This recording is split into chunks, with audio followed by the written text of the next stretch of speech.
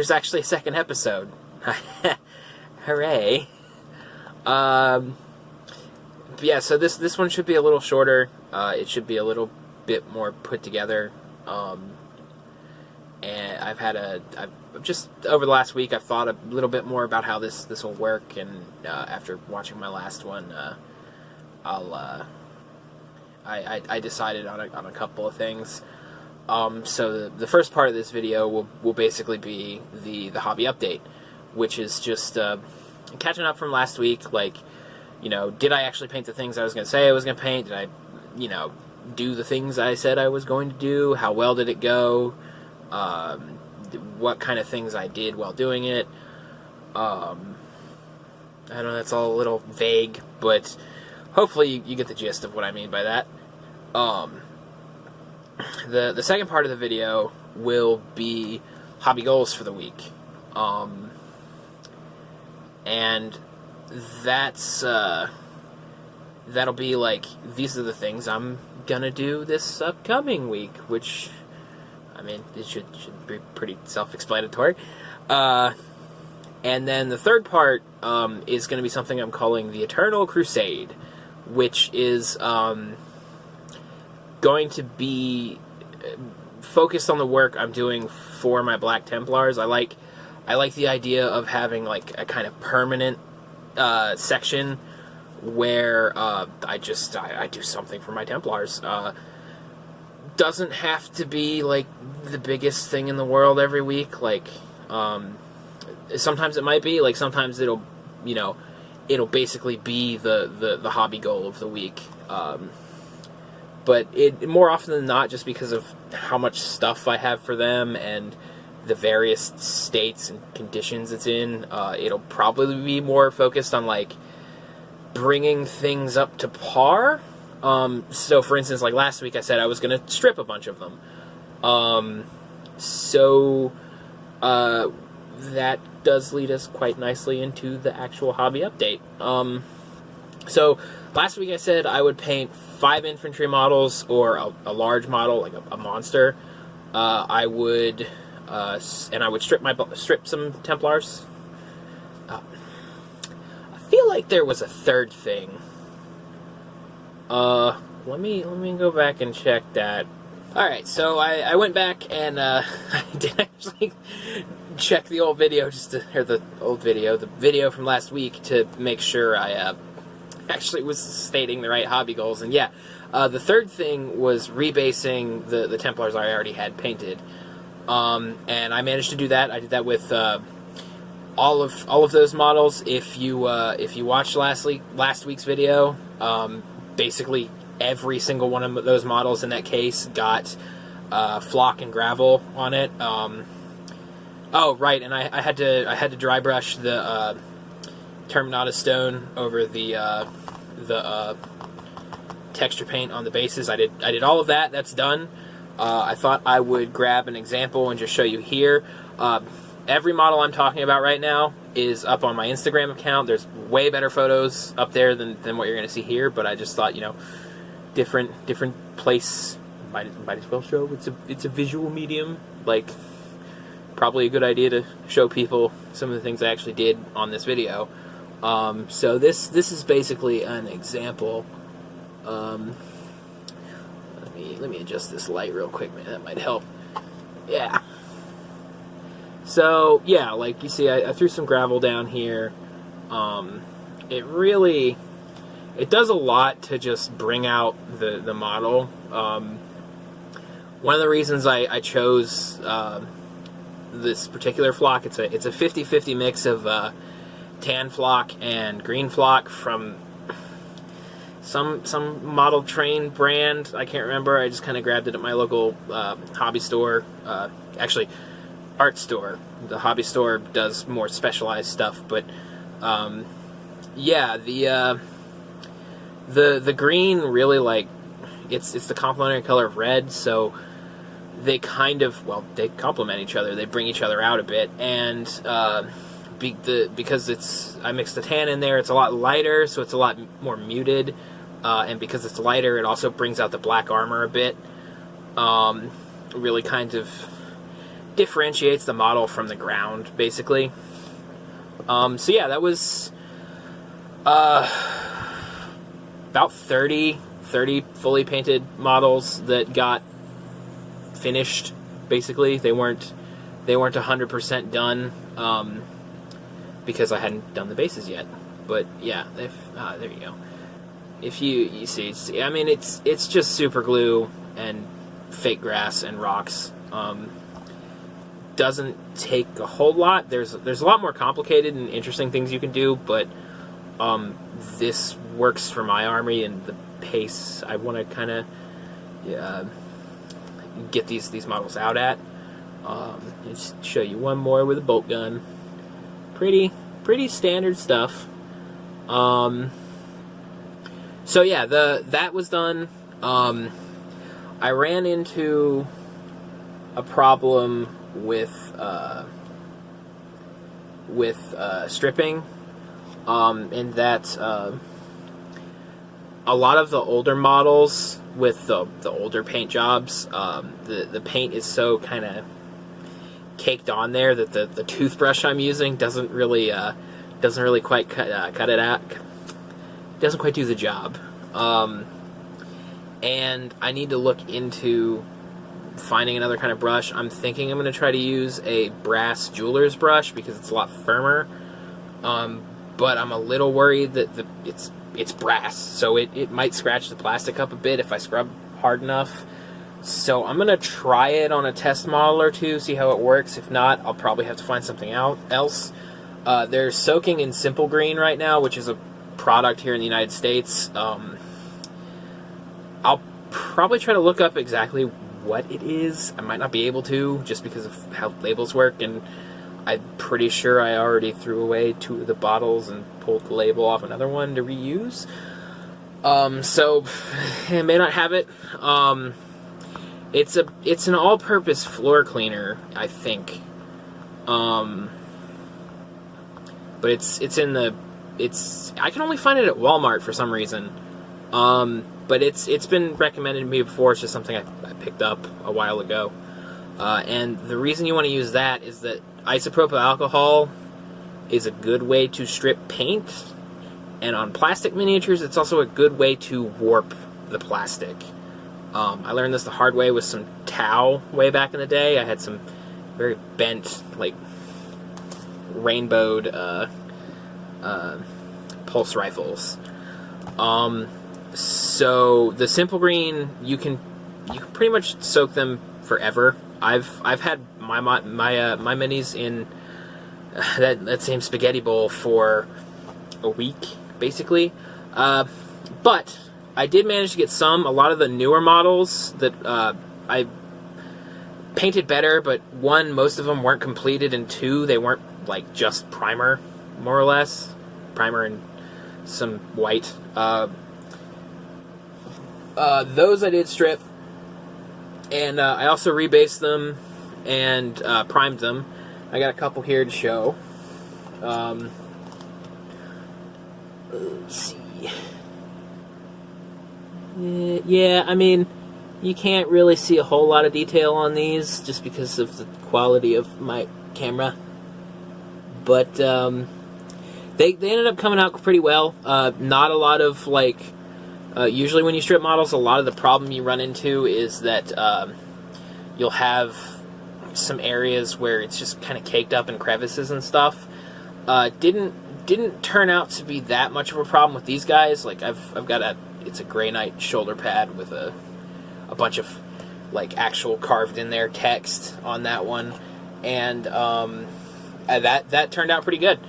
So I have about 10 of those. One's a plasma cannon. Actually, this guy was fun because this is actually one of the old metal multi-part, like, plastic and metal heavy weapons, which is, if you've seen my Instagram account, it's the heavy bolter I have up on there.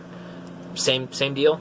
And this just required a lot of pinning. Like, I placed a pin, let's see, in the backpack on the back here, like right where the backpack would normally, like a normal backpack would go in the joint.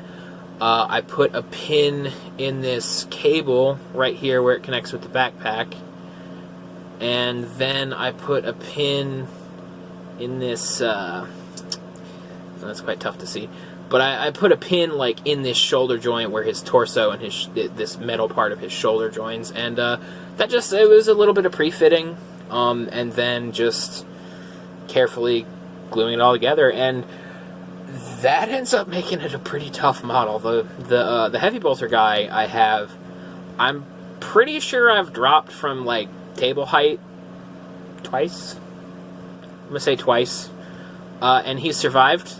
His name is Brother Bolts. He's a survivor, except when I'm dumb, which is a lot. So yeah, got the Templars done. Got some new ones primed and ready to go. I did manage to get 5 Plague Marines painted. Fortunately, I don't have any to show you on the video because I already took them down to my local hobby shop and put them in the case where I've got a little spot for some of my stuff. But their photos are up on my Instagram account. Links will be below for all of it. So yeah, I actually did manage to hit my hobby goal this week. The other thing I did is when I work, I like to have I call it a diversionary project. It's basically just a side project, but it's just a thing I work on when you know, I've been working on, you know, if you're batch painting and you've been painting like gold trim bases, like base coat, for like 2 hours or something, or like you're waiting for a particularly heavy wash to dry, or yeah, it's just there if you need like a break, or if you have to wait for some stuff to dry. Like, it's also good to have when you're like waiting for texture paints on bases to dry. And that was a Chaos Knight from, I think they're called Slaves to Darkness now, or Ever Chosen, or both probably. But they've been sitting up on like the top of my workbench here. I've always got just like basically a bunch of those kinds of projects there to work on. So I've had these 5 Chaos Knights up here for a while. And when I started this guy and I started working on everyone else, he looked kind of like this. Basically all this is a gray base coat, washed black, and then 3 dry brush layers of metal, iron breaker, chainmail, and I think it's called Runefang steel is the highest one. And then a glaze on various metal parts. So here, here it's yellow. That's just Lamenter's yellow glaze. Ooh, he's dusty. he's been sitting up there for probably 6 months. And then like I think it's called Gilliman blue is the blue glaze. So the model looked a lot like this when I started. And by the time I was finished with everything, it was like 70% done, 80% done. And last night I just decided, like, I got done a little early this week. I was a little better with managing my time than I normally am, and that might be because of this video. I hope so. I'm going to keep doing them and believe that.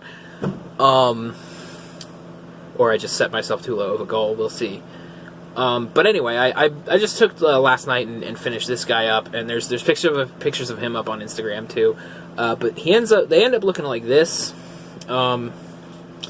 It's a little blurry, but it's basically all non-metallic edge highlighting, where I did those metallics and glazes. And it's a double edge highlight. Whenever I edge highlight, I pretty much always do a double edge highlight. It just kind of lets everything flow a little bit more, and it makes the model really pop. Yeah, I was super happy with how he came out. Like, this was call it a showcase model. Like, I don't think you're gonna see many more of these, just because it was quite a tedious thing to do, just getting in here with the thinnest brush I got. Well, it's not the thinnest brush I got. It's the most accurate brush I have. And just really getting in there, and doing it, and then doing it again and thinner. So, but I'm really pleased with how this in particular came out. The Death Guard looked great, actually. I changed up my paint formula a little bit on these particular 5. Normally I was doing a Balthasar Geld base coat for the golds, and I did, what the hell is that called? Liberator Gold, I think.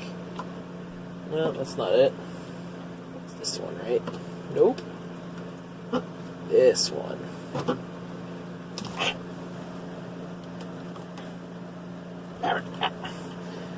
Retributor armor. I did a Retributor armor base and Agrax Earthshade wash over that, and various dry brushings, Nickel Oxide. Nickel Oxide before the dry brushings, and you gotta wipe some of it off afterwards. So yeah, hit my hobby goals for the week. Yeah, pretty happy about that. So hobby goals for this coming week. They released this faction called the Gloomspire Gits. Might have heard of them. Little itty bitty grot boys and black hoods with squigs and gnarly monsters and whatnots. But I got the book for it. The main reason being, my longest running fantasy army has actually been a Night Goblin army. And unfortunately, most of them are in the shed right now because I haven't touched them in like 2 or 3 years. They're also, paint job's not great. Like, they're old. They're really old. At least for me at my current age. I think I definitely started them in like early high school, and I'm 27 now.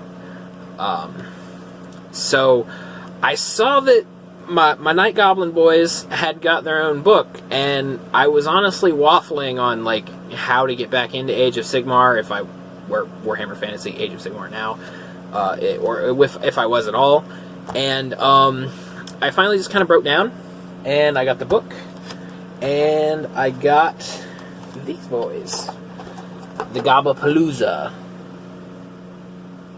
That's backwards. Why is that backwards?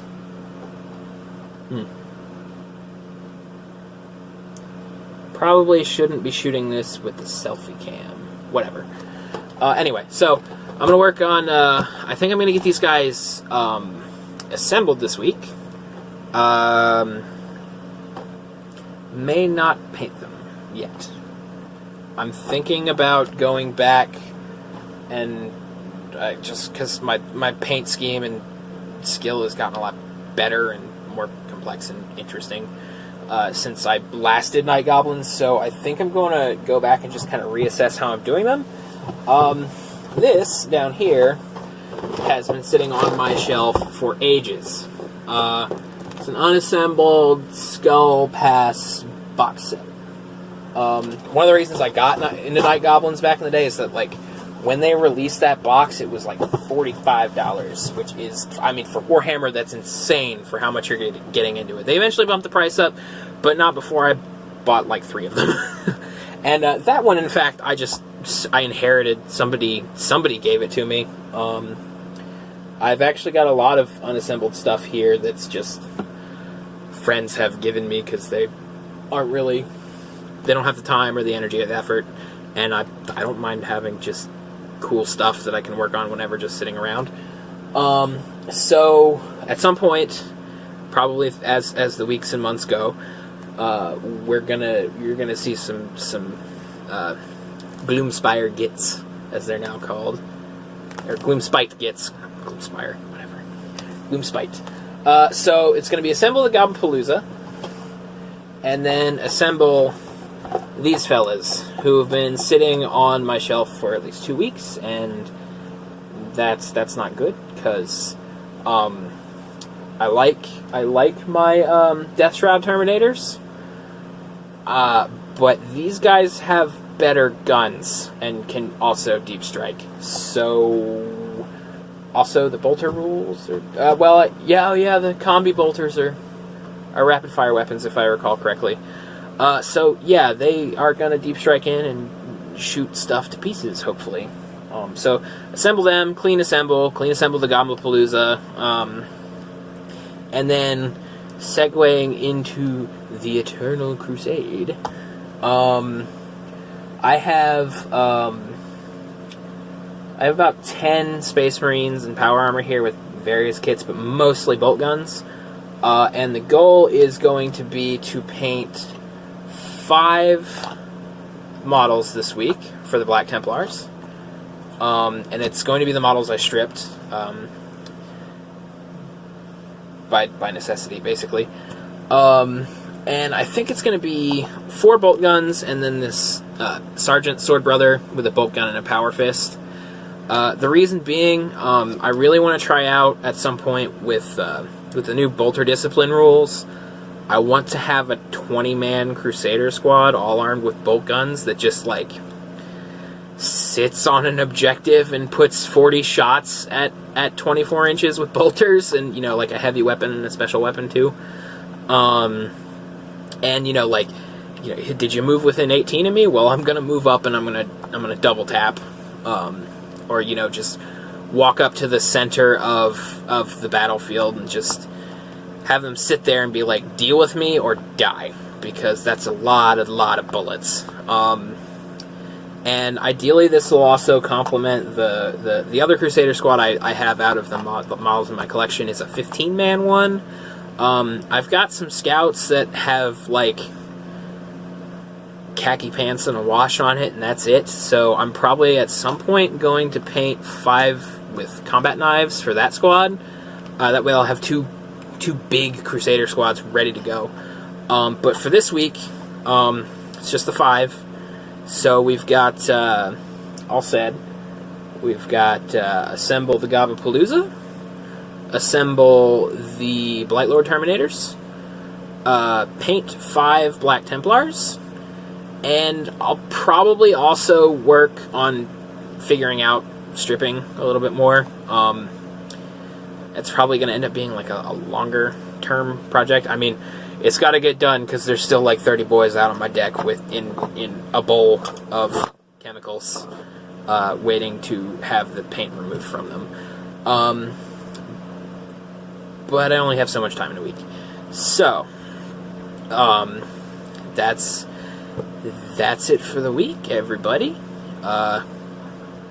This is now like a 25-minute video. I guess I lied about it being shorter. Sorry, I rambled. I tend to do that. Maybe next week it will be more succinct, but probably not.